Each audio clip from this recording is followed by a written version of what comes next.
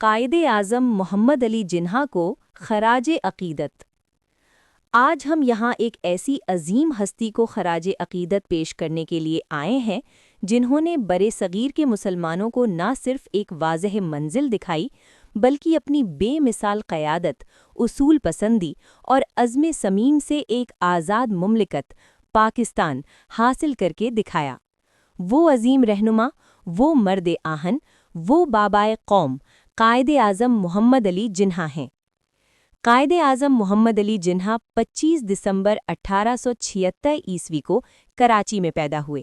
آپ کا تعلق ایک متوسط گھرانے سے تھا، مگر اللہ تعالیٰ نے آپ کو غیر معمولی ذہانت، مضبوط کردار اور بلند حوصلہ عطا فرمایا۔ تعلیم کے حصول کے لیے آپ انگلستان گئے، جہاں آپ نے قانون کی تعلیم حاصل کی اور ایک کامیاب وکیل بنے۔ لیکن آپ کی اصل پہچان صرف ایک ماہر قانون دان نہیں بلکہ ایک عظیم قومی رہنما کے طور پر بنی۔ قائد اعظم کی سیاست کا آغاز کانگریس سے ہوا، جہاں وہ ہندو مسلم اتحاد کے سب سے بڑے داعی سمجھے جاتے تھے۔ مگر وقت گزرنے کے ساتھ ساتھ جب انہیں یہ احساس ہوا کہ برصغیر کے مسلمان اپنے مذہب، ثقافت اور شناخت کے تحفظ کے بغیر ایک قوم کے طور پر زندہ نہیں رہ سکتے، تو انہوں نے مسلمانوں کے حقوق کے لیے جدوجہد کا فیصلہ کیا۔ یہی وہ لمحہ تھا جب تاریخ نے ایک نیا رخ اختیار کیا۔ قائد اعظم نے آل انڈیا مسلم لیگ کی قیادت سنبھالی اور مسلمانوں میں ایک نئی روح پھونک دی۔ انہوں نے دو قومی نظریے کو نہایت حکمت، دلیل اور تدبر کے ساتھ پیش کیا۔ ان کا موقف واضح تھا کہ ہندو اور مسلمان دو الگ قومیں ہیں جن کا مذہب، تہذیب، ثقافت اور طرز زندگی ایک دوسرے سے بالکل مختلف ہے، اس لیے مسلمانوں کے لیے ایک الگ وطن ناگزیر ہے۔ قائد اعظم کی جدوجہد آسان نہیں تھی، انہیں سیاسی مخالفت، ذاتی تنقید، بیماری اور شدید مشکلات کا سامنا کرنا پڑا۔ مگر انہوں نے کبھی ہمت نہیں ہاری۔ وہ سچ، اصول اور قانون پر یقین رکھنے والے رہنما تھے۔ ان کا قول تھا، کام کام اور بس کام۔ یہی اصول ان کی پوری زندگی کا خلاصہ ہے۔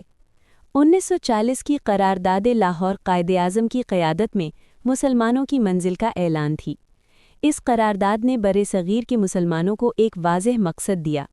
پھر 7 سال کی مسلسل پرامن اور آئینی جدوجہد کے بعد 14 اگست 1947 کو پاکستان معرض وجود میں آیا۔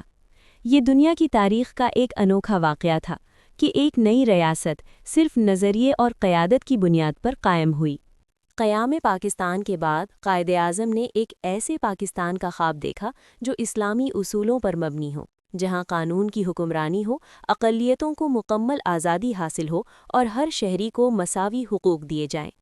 ان کی 11 اگست 1947 کی تقریر آج بھی ہمارے لیے مشعل راہ ہے، جس میں انہوں نے واضح طور پر رواداری، انصاف اور مذہبی آزادی کا پیغام دیا۔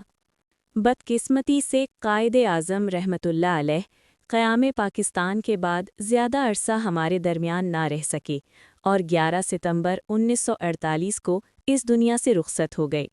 مگر ان کی فکر، ان کا ویژن اور ان کی تعلیمات آج بھی زندہ ہیں۔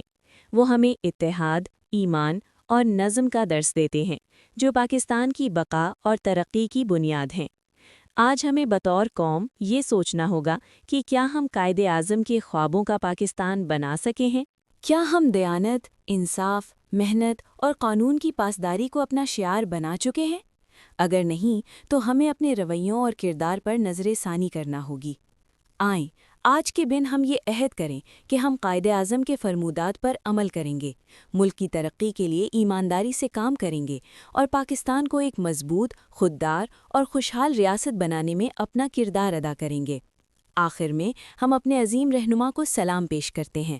سلام ہے اس مرد مجاہد کو، سلام ہے اس رہبر کامل کو، سلام ہے قائد اعظم محمد علی جناح کو، جنہوں نے ہمیں آزادی کی نعمت عطا کی۔ پاکستان زندہ باد، قائد اعظم پائندہ باد۔ سیدھی بات، سیدھی راہ، سیدھا منزل کا پتہ، کھلے ہاتھ، کھلا دل، کھلا میدان عمل، قانون کی حکمرانی، امن کا بول بالا، یہ تیرا فلسفہ تھا، یہ تیرا سبق تھا۔ وقت کے دھارے میں جو چٹان ثابت ہوا، قوم کی کشتی کو کنارے پہ پہنچایا۔ تیری یاد آج بھی راہ حق دکھاتی ہے، تیری مثال آج بھی ہمارا سبق ہے۔